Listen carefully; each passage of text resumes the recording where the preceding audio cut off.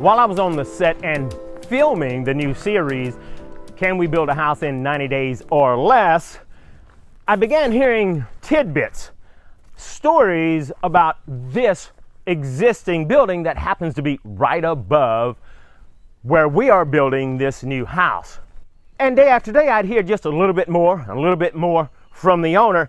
And as I began to investigate and began to look into it, well, it really turns into a Costa Rica horror story. Before we start talking about how they built this with concrete, I do want to mention that I had my engineer and my builder come through and walk me through the whole property, pointing out different problems, errors, things that weren't built correctly.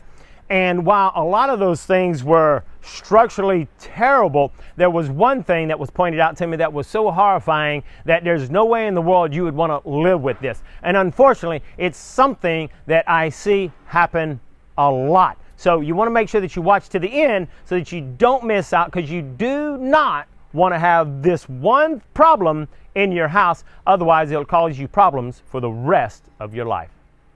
And unfortunately, if you go to YouTube and you do just a little bit of research and you type in Costa Rica construction, you're going to find mishap, build gone bad, horror story. You find story after story. So important that you have a good lawyer and a good real estate agent that you can trust. There's a lot of money to be made in real estate. Sadly, you can't trust anybody. Until we discovered that the contractor had actually sealed or stained all of the dirt and dust into the floor, so it ended up feeling like sandpaper.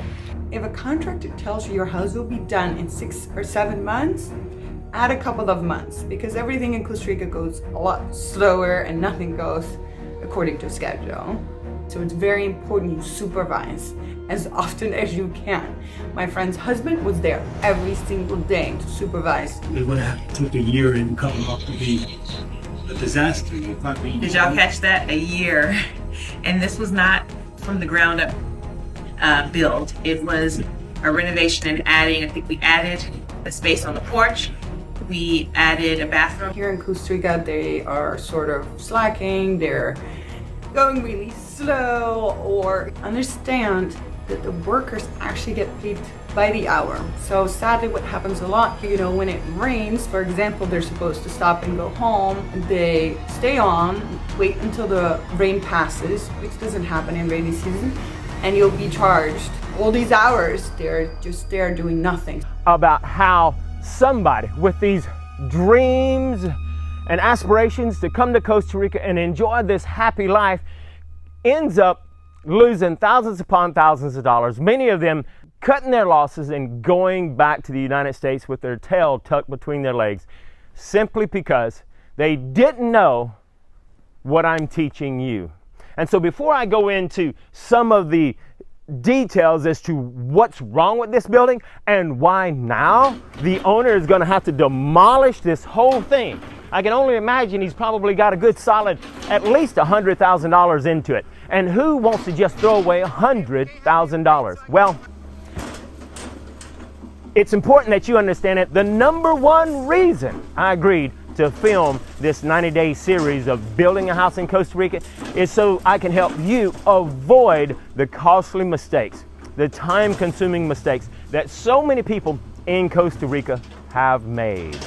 Costa Rica is an absolutely wonderful place, and so I don't want to scare you away from coming to Costa Rica, but I've always said if you can control the environment, you can really have an amazing experience, okay? However, if you can't control the environment, if you don't know what you're doing, then you can make mistake after mistake and you can lose a lot of money. And I've learned that through experience. I've lost thousands of dollars because I made the mistake of trusting this local or that local. And so I'm hoping that number one goal of this series at the end of this 90-day challenge is you're going to learn exactly what you need to do.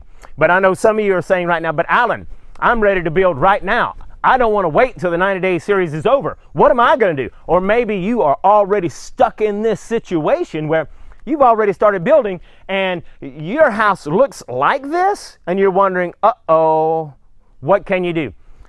I'm glad you asked. In the link below, in that first comment, you can schedule your free 20-minute phone consultation, okay? It's free. Talk to a professional. I've lined up a team of people that can help you to build your house right.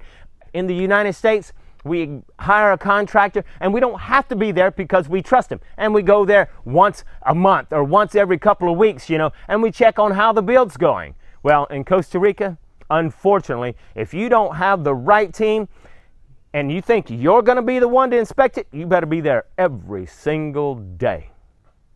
When you come to Costa Rica, you'll notice that a lot of the houses are built with cement. And while cement is really not a bad choice, there are a lot of things you need to know when it comes to building your house with cement. There's a lot of pros and a lot of cons. Okay, now, one of the things that you do need to know about whenever you get ready to build with cement is if they build with block. So let's take a look at this house. Anytime I've seen a house built with cement blocks, the blocks are always staggered. So you'll have your first row, and then the second row is staggered halfway, and then the next row halfway. That way they run this rebarb all the way down, and that really creates this unified bond. It creates an extremely strong wall because everything is interlocking, okay? And so it creates this really great wall. Well, let's take a look at this house, and a lot of the houses that I saw on YouTube that had these Costa Rica construction horror stories, these builds gone bad, were just like this. I don't know if this is some new technique. I do know I've heard a lot of bad things about this particular type of block because it's very cheap and it's very cheaply made. But these blocks, instead of them being staggered, well, as you can see, they stack them one right after the other. And if you take a look at that, common sense says, well, what's holding them together? What's going to create this unified bond that's going to give this wall some strength?